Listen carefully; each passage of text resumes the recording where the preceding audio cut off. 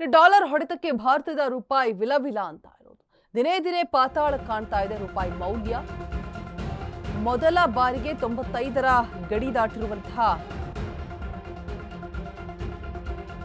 Currency dollar ಎದುರು ಥಂಡ ಹೊಡೆದಿರುವಂತಹ ರೂಪಾಯಿ ಮೌಲ್ಯ. $1ಗೆ ರೂಪಾಯಿ ಮೌಲ್ಯ 95.45 ರೂಪಾಯಿ ಇದೆ. ರೂಪಾಯಿ ಅಪಮೌಲ್ಯ ಇಲ್ಲಿಗೆ ನಿಲ್ಲುವಂತಹ ಯಾವ ಸಾಧ್ಯತೆಗಳು ಕೂಡ ಇಲ್ಲ. ರೂಪಾಯಿ ಅಪಮೌಲ್ಯ ಜನಸಾಮಾನ್ಯರ ಮೇಲೆ ಗಂಭೀರವಾಗಿ ಪರಿಣಾಮವನ್ನ ಬೀರ್ತಾ ಇದೆ. ಸಾಕಷ್ಟು ಸಮಸ್ಯೆ ಆಗ್ತಾ ಇರುವಂತದ್ದು ಡಾಲರ್ ಹೊಡೆತಕ್ಕೆ ಭಾರತದ ರೂಪಾಯಿ ವಿಲವಿಲ ಅಂತ ಇದೆ. ದಿನೇ ದಿನೇ ಪಾತಾಳ ಕಾಣ್ತಾ ಇದೆ ರೂಪಾಯಿ ಮೌಲ್ಯ. ಮೊದಲ ಬಾರಿಗೆ 95ರ ಗಡಿ ದಾಟಿದಂತಹ ಕರೆನ್ಸಿ ಇಂದಿನ ಟ್ರೆಂಡಿಂಗ್ ನಿರಾಸೆಯನ್ನ ಮೂಡಿಸ್ತಾ ಇದೆ. ರೂಪಾಯಿ ಡಾಲರ್ ಎದುರು ತಂಡ ಹೊಡೆದಿದೆ ರೂಪಾಯಿ ಮೌಲ್ಯ. $1ಗೆ ರೂಪಾಯಿ ಮೌಲ್ಯ 95.45 ರೂಪಾಯಿ ಇತ್ತು. ರೂಪಾಯಿ ಅಪಮೌಲ್ಯ ಇಲ್ಲಿಗೆ ನಿಲ್ಲುವಂತಹ ಯಾವ ಸಾಧ್ಯತೆಗಳು ಕೂಡ ಇಲ್ಲ ಅಂತ ಹೇಳಲಾಗ್ತಾ ಇದೆ. ಜನಸಾಮಾನ್ಯರ ಮೇಲೆ ಗಂಭೀರವಾದಂತಹ ಪರಿಣಾಮವನ್ನು ಬೀರುತ್ತೆ ಇದೆ. ಇನ್ನ ಈ ಒಂದು ರೂಪಾಯಿ ಮೌಲ್ಯದ ಪತನಕ್ಕೆ ಏನೆಲ್ಲ ರೀಸನ್ಸ್ ಇರ್ಬೋದು, ಏನೆಲ್ಲ ಕಾರಣಗಳಿರ್ಬೋದು, ಅದನ್ನು ಕೂಡ ಒಂದು ಕಡೆ ನೋಡ್ಬೇಕಾಗತ್ತೆ. ನೋಡ್ತಾ ಹೋಗೋದಾದ್ರೆ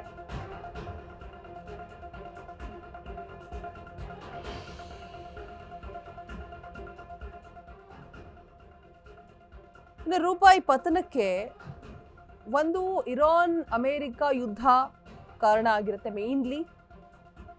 ಅಂಡ್ ಕಚ್ಚಾ ತೈಲದ ಬೆಲೆ ಕೂಡ ಹೆಚ್ಚಳ, ಅದರ ಜೊತೆಗೆ LPG ಆಮದು ಮೇಲೆ ಯುದ್ಧದ ಪ್ರಭಾವ, ವಿದೇಶಿ ಹೂಡಿಕೆ ವಾಪಸ್.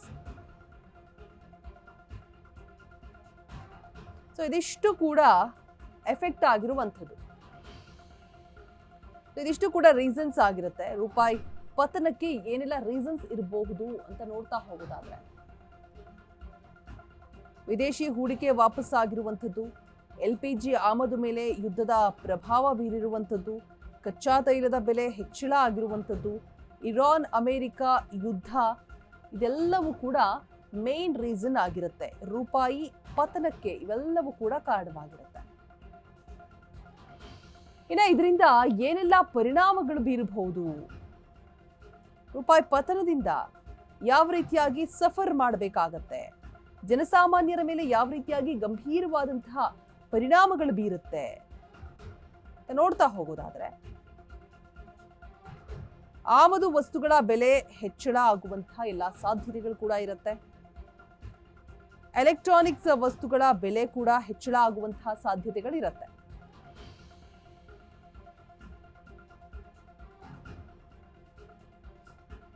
ಇದರ ಜೊತೆಗೆ ರಸಗೊಬ್ಬರಗಳ ಬೆಲೆ ಕೂಡ ಹೆಚ್ಚಿಗೆ ಆಗಲಿದೆ. ಅಡುಗೆ ಎಣ್ಣೆಯ ಬೆಲೆಗಳು ಕೂಡ ಹೆಚ್ಚಿಗೆ ಆಗಲಿದೆ. ಪೆಟ್ರೋಲ್ ಡೀಸೆಲ್ ಬೆಲೆ ಕೂಡ ಹೆಚ್ಚಿಗೆ ಆಗಲಿದೆ. ದೇಶದ ವಿತ್ತೀಯ ಕೊರತೆ ಕೂಡ ಜಾಸ್ತಿ ಆಗ್ತಾ ಹೋಗುತ್ತೆ. ವಿದೇಶ ಶಿಕ್ಷಣ ದುಬಾರಿ ಆಗಲಿದೆ. ವಿದೇಶ ಪ್ರಯಾಣ ಇನ್ನಷ್ಟು ದುಬಾರಿ ಆಗಲಿದೆಯಂತೆ. ಸೊ ಇದೆಲ್ಲವೂ ಕೂಡ ಜನಸಾಮಾನ್ಯರ ಮೇಲೆ ಗಂಭೀರವಾದಂತಹ ಪರಿಣಾಮಗಳನ್ನ ಬೀರುವಂತಹ ಅಂಶಗಳು, ರೂಪಾಯಿ ಪತನದ ಪರಿಣಾಮಗಳು. ಈಗ ಡಾಲರ್ ಎದುರು ತಂಡ ಹೊಡಿತಾ ಇದೆ. ಇರಾನ್ ಅಮೆರಿಕ ಯುದ್ಧ, ಕಚ್ಚಾ ತೈಲದ ಬೆಲೆ ಹೆಚ್ಚಳ, LPG ಆಮದು ಮೇಲೆ ಯುದ್ಧದ ಪ್ರಭಾವ, ವಿದೇಶಿ ಹೂಡಿಕೆ ವಾಪಸ್ ಆಗಿರುವುದು, ಇವೆಲ್ಲವೂ ಕೂಡ ಕಾರಣಗಳಾಗಿದ್ರೆ ಅದರಿಂದ ಆಗುವಂತಹ ಪರಿಣಾಮಗಳು ಯಾವ ರೀತಿಯಾಗಿ ಎದುರಿಸಬೇಕಾಗತ್ತೆ, ನಾವು ಏನೆಲ್ಲ ಎಫೆಕ್ಟ್ ಆಗತ್ತೆ.